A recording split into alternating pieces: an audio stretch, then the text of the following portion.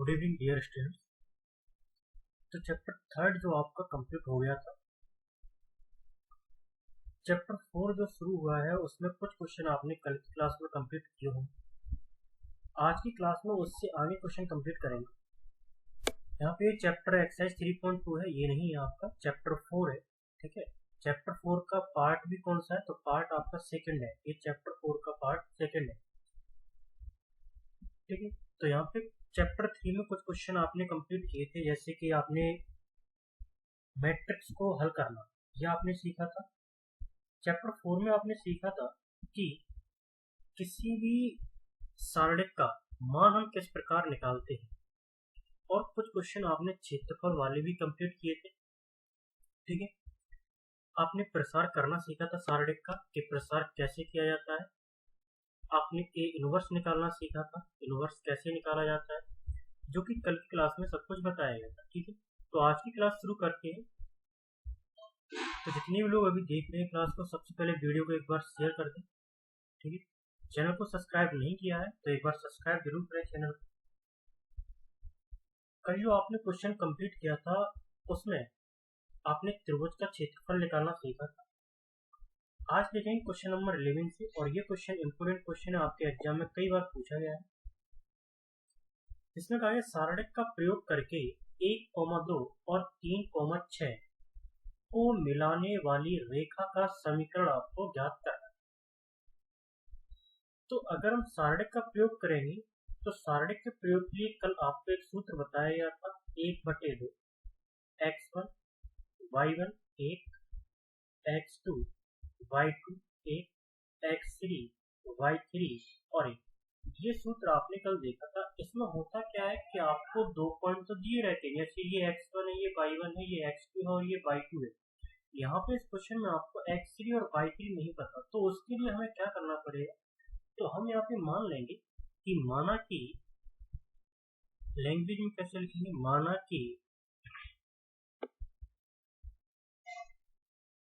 माना कि जो आपके जो बिंदु दिए गए हैं, बिंदु 1,2 और 3,6 को मिलाने वाला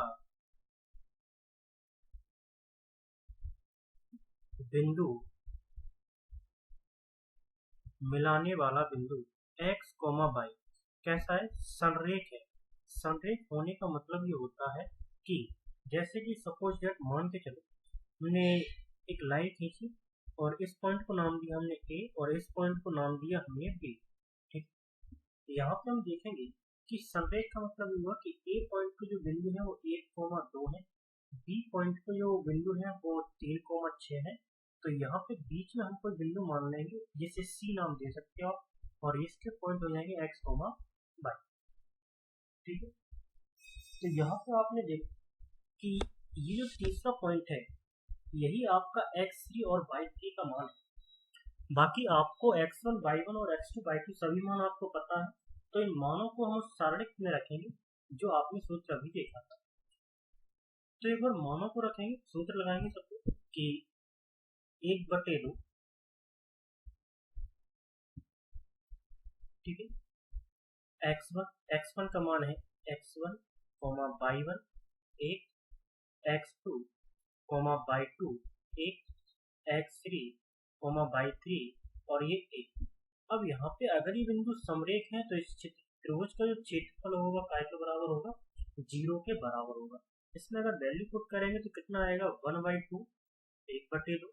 x1 की वैल्यू कितनी है, 1 है, तो यहाँ पे 1, y1 की वैल्यू 2 और ये 1। ठीक है, x2 की वैल्यू कितनी है, जो कि 3 है, y2 की वैल्यू 6 है और 1, यहाँ से आप देख के रख सकते हो।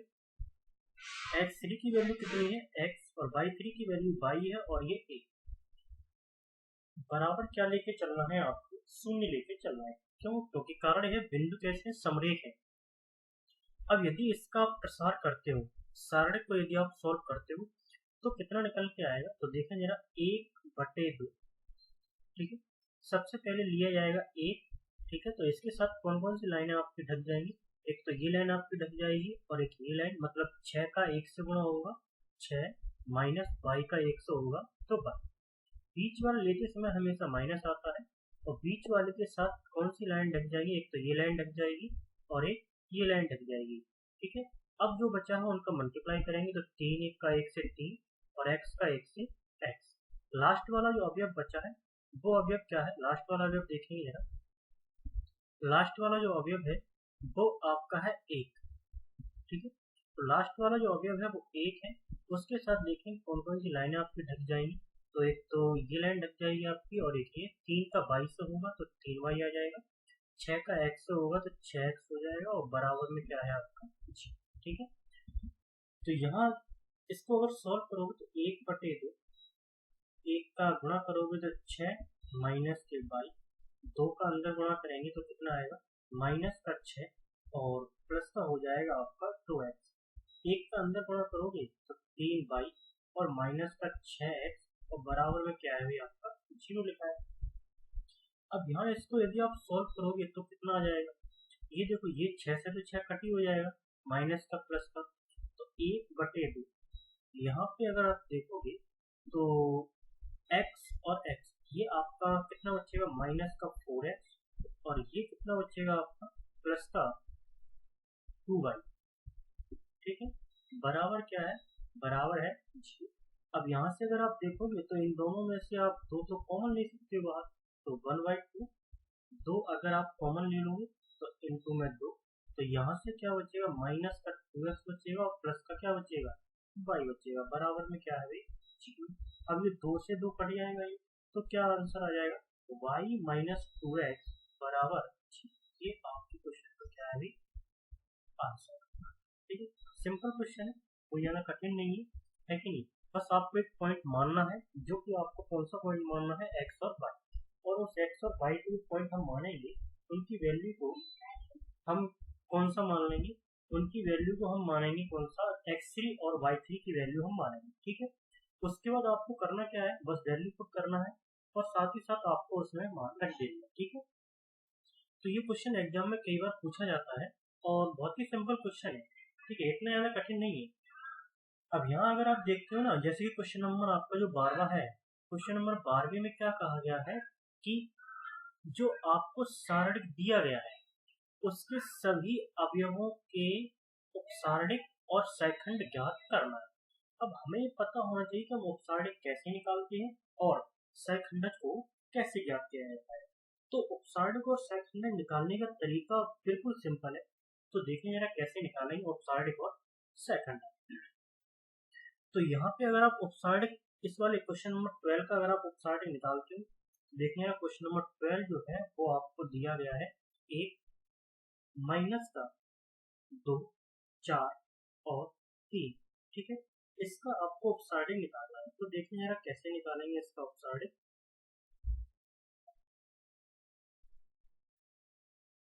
आपको सारणिक दिया था, हमने मान लिया a बराबर, ये क्वेश्चन नंबर 12 है, आप a बराबर कितना दिया था, a बराबर दिया था 1 माइनस का 2। एक बार फिर से चेक कर लेते हैं क्वेश्चन क्या है, 1 माइनस 2 4 3 4 3 4 3।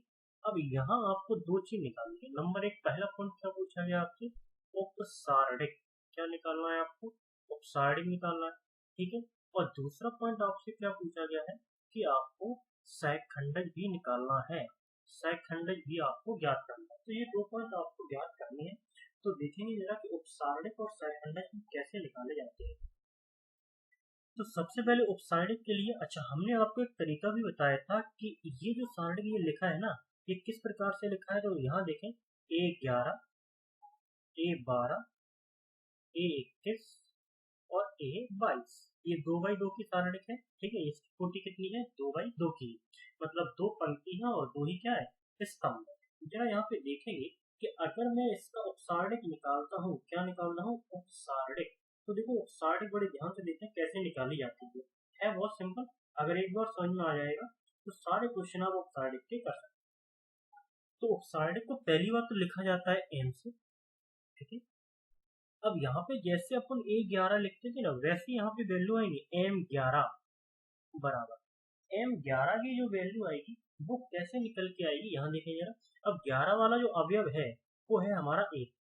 अब हमने देखा कि इसके साथ कौन कौन सी लाइनें आपस में ढक जाएंगी, तो ये मतलब आपको सॉल्व करना आना चाहिए। अगर आपको नहीं आ रहा है तो आप पीछे की क्लासेस जरूर देखें।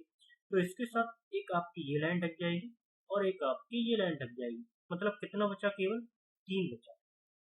ध्यान से देखना, क्योंकि अभी यहाँ पे अभी तो आप ऑक्साइड निकाल रहे हो, जब यहाँ सेकेंडरी निकालने आ जाओगे ना तो बहुत दिक्कत आएगी। तो M11 का मान आ गया 3। अब हम निकालेंगे M12 का मान। M12 का, तो M12 का अवयव 11 के बगल से होता है, देखो। तो इसका मतलब माइनस के 2 है। अब माइनस के 2 के साथ एक तो आपकी ये लाइन ढक जाएगी और एक कौन सी लाइन ढक जाएगी, ये लाइन ढक जाएगी। तो कितना बचा भाई, 4।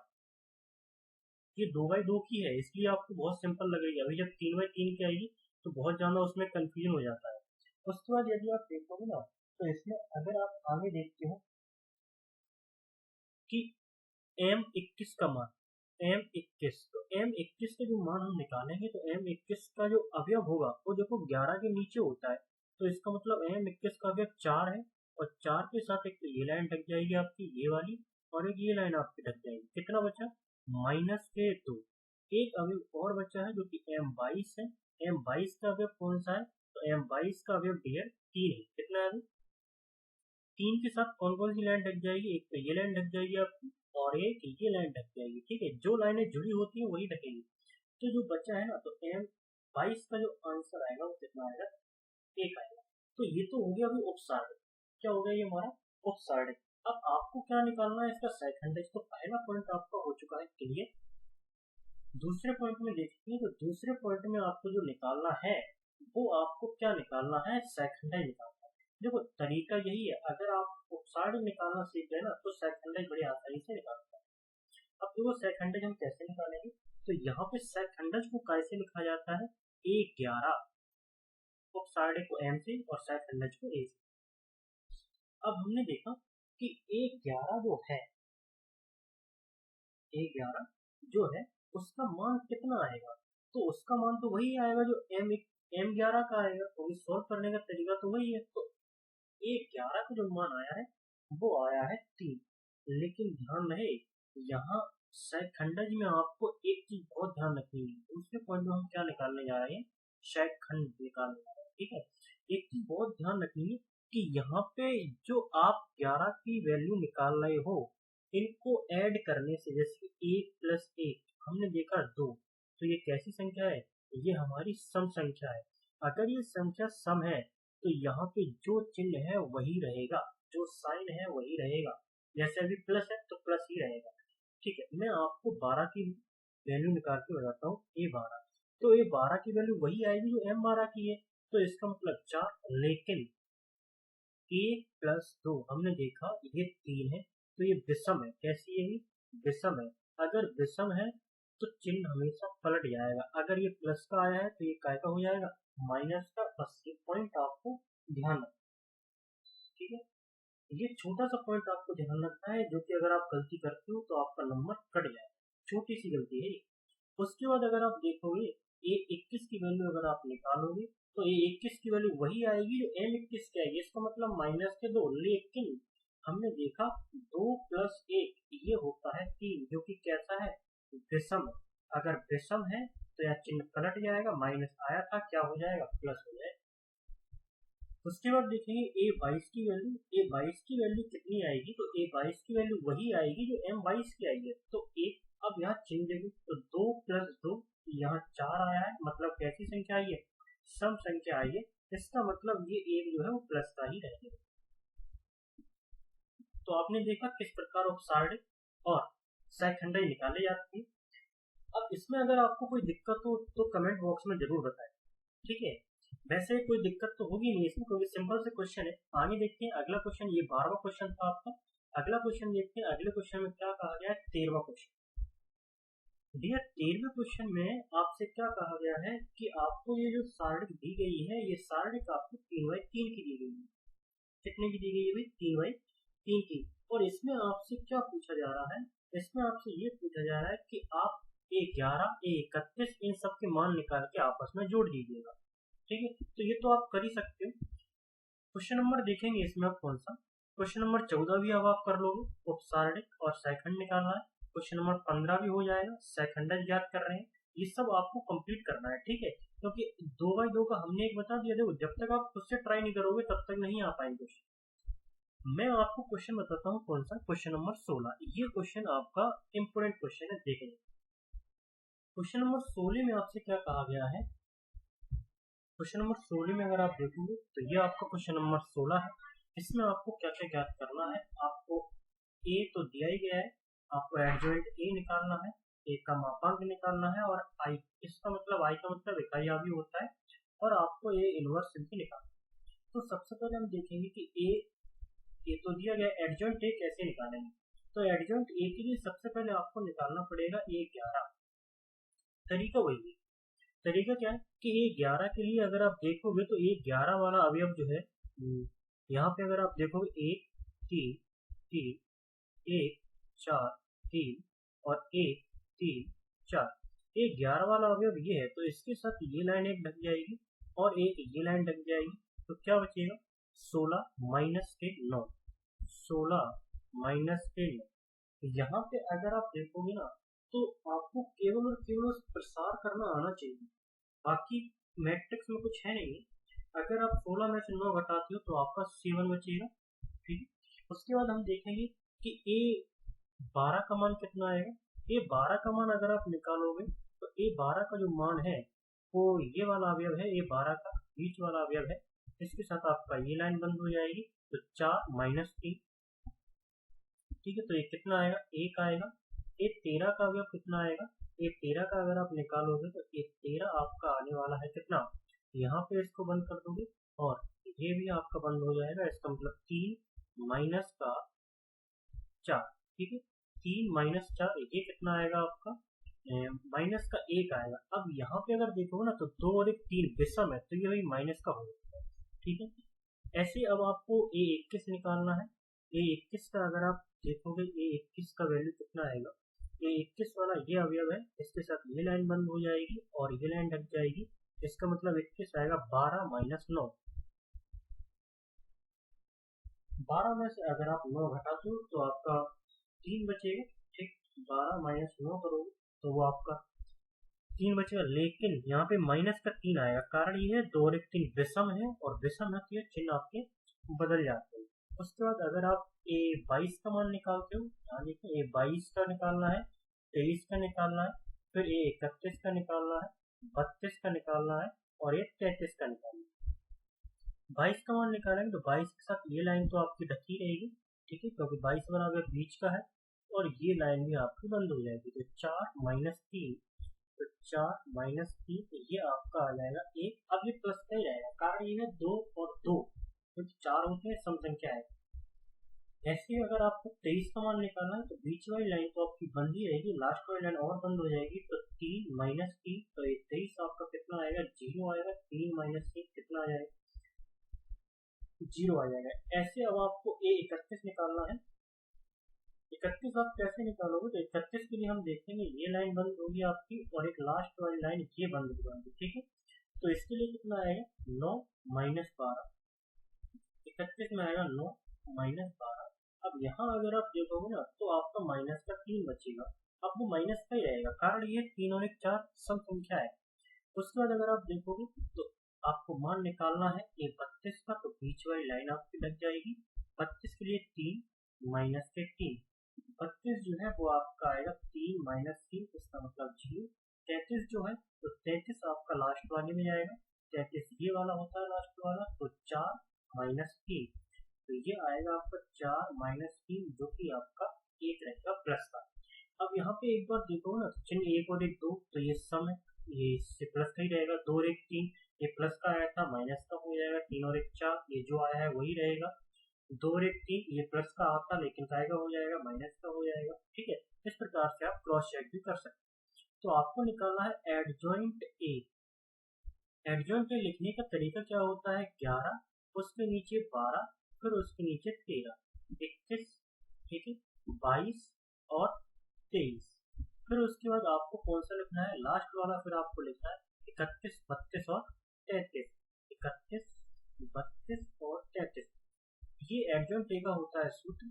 अब आप मान रखोगे तो 11 वाला 13, 7 माइनस 1 माइनस 1, ठीक है। माइनस का 3 1 और 0, माइनस का 3 0 और 1। ठीक है, अब आपको पहला भाग निकालना है इसका ए adjoint A, A adjoint A. ठीक है, ए एडजॉइंट ए का मतलब क्या है, आपको करना है गुणा। तो ए का मान रखेंगे पहले 1 3 3 1 4 3 1 3 और 4। एडजॉइंट ए का मान रखेंगे, एडजॉइंट ए का मान 7 माइनस 3 माइनस 3 माइनस 1 1 0 और माइनस 1 0 और 1। इनको अगर गुणा करोगे तो गुणा करना आपने सीखा है, पहली पंक्ति का पहले स्तंभ से गुणा होता है, तो 1 का 7 से होगा तो 7 आएगा। ठीक है, ऐसे 3 का माइनस 1 से होगा तो माइनस 3 आएगा, फिर ये 3 का माइनस 1 से होगा तो ये माइनस से 3 आएगा। ठीक है, अब यहाँ पे यदि आप देखोगे तो पहली पंक्ति और दूसरा स्तंभ, दूसरे स्तंभ से गुणा करोगे तो ये माइनस का 3, 3 का 1 से प्लस का 3 और 3 का 0 से होगा तो वो 0 हो जाएगा। ठीक है, पहली पंक्ति तीसरा स्तंभ माइनस के 3 हो जाएगा, 0 हो जाएगा और प्लस का 3 हो जाएगा। अब दूसरी पंक्ति पहला स्तंभ तो ये 7 हो जाएगा, माइनस का 4 हो जाएगा, माइनस का 3 हो जाएगा। ठीक है, दूसरी पंक्ति दूसरा स्तंभ, ठीक है, तो माइनस का 3 प्लस का 4 और ये आपका 0। दूसरी पंक्ति तीसरा स्तंभ माइनस के 3 0 और प्लस का 3। अब तीसरी पंक्ति बची है, ये पंक्ति और तीनों स्तंभों से क्रम से करना, तो ये प्लस का 7 होगा और माइनस का 3 माइनस का 4। तीसरी पंक्ति दूसरा स्तंभ करेंगे तो यहाँ माइनस का 3 प्लस का 3 और ये 0। तीसरी पंक्ति तीसरा स्तंभ करेंगे तो माइनस का 3 प्लस का 0 और प्लस का 4। ठीक है, सॉल्व यदि आप करते हो तो सॉल्व होकर कितना आएगा आपका 1 0 0, ये 0 है, ये 1 और ये 0 और 0 0 1। यदि आप सॉल्व करते हो तो ये आपका इकाई आगे निकल के आएगा, जो कि कितने में कितनी कोटि का है, i3 कोटि का। मतलब पहला भाग आपका सॉल्व हो चुका है। इसी प्रकार आपको ए का मापांक निकालना है और उसको आई से कर देना है गुणा। ए का मापांक मैं आपको निकाल के बता देता हूँ कि ए का मापांक कितना आएगा। तो ए का मापांक अगर आप देखोगे ना तो यहाँ लिखेगा ए का मापांक, मापांक का मतलब हमें करना है प्रसार। पहली पंक्ति से करते हैं, इसका प्रसार करना है। तो देखो एक को बंद करें और ये आपने अभी सीखा है इस प्रकार से 16 माइनस के 9, तो 16 माइनस 9, बीच वाला अगर लेते समय माइनस चिन्ह आता है तो बीच वाला अगर ये बंद हो जाएगा ये।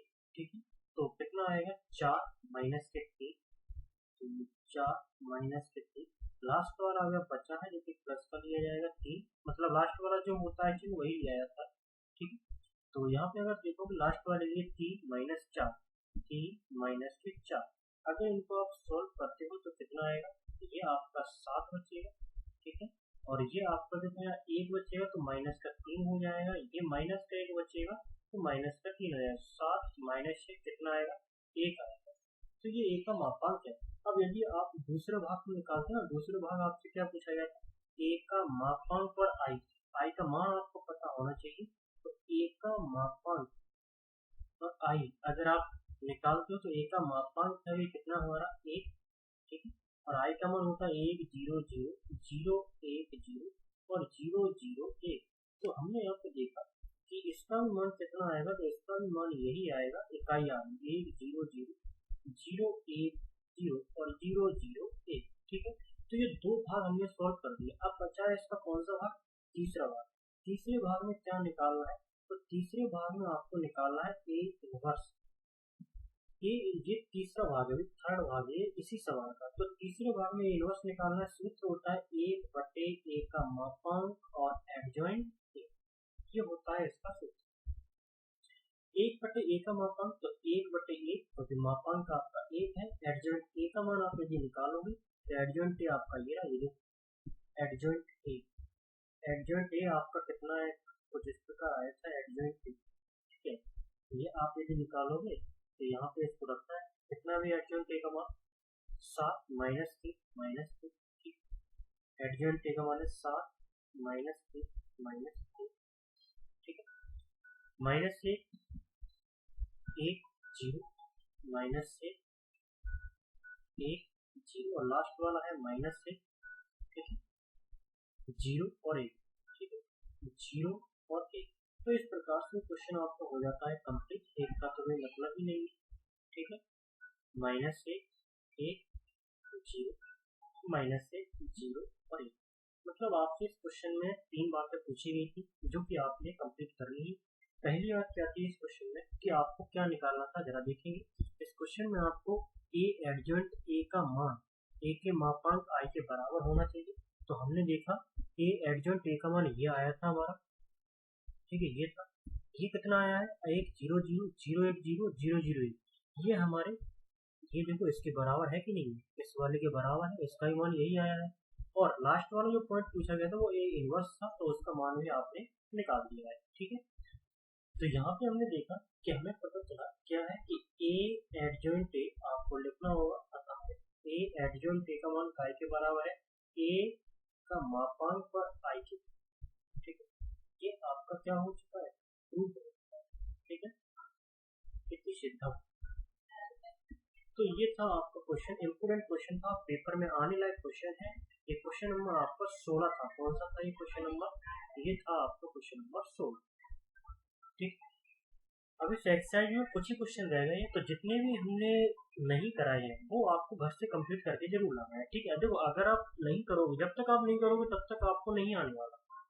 अब इसमें क्या है, जैसे कि यहाँ पे अगर आप देखोगे तो क्वेश्चन नंबर 17 में आपसे क्या कहा गया है, 17 में आपको ए बी निकालना है, मतलब ए और बी का आपको गुणा करना है, ठीक है, ए बी का गुणा करना है और फिर उसका इनवर्स निकालना है। हालांकि हम कराएंगे जरूर, लेकिन आपको ट्राई करना है, ठीक है। तो जितने भी लोग अभी देख रहे हैं एक बार लाइक जरूर करें, ठीक है, चैनल को सब्सक्राइब भी कर ले और वीडियो को लाइक शेयर और सब्सक्राइब सभी किया करें, ठीक है। बहुत ही जल्द आप लोगों के लिए फिजिक्स का सैंपल पेपर भी शुरू होगा। अभी ये क्लासेस आपकी थोड़ा सा टाइमिंग की वजह से 30 मिनट की हो रही है। कुछ समय बाद ये क्लासेस आपकी 1 आवर की हो जाएगी, मतलब 1 घंटे की क्लास आपकी हो जाएगी, ठीक है भाई। तो आज के लिए इतना ही, कल करते हैं फिर से इसी टाइम, ठीक है। Thank you for watching this video.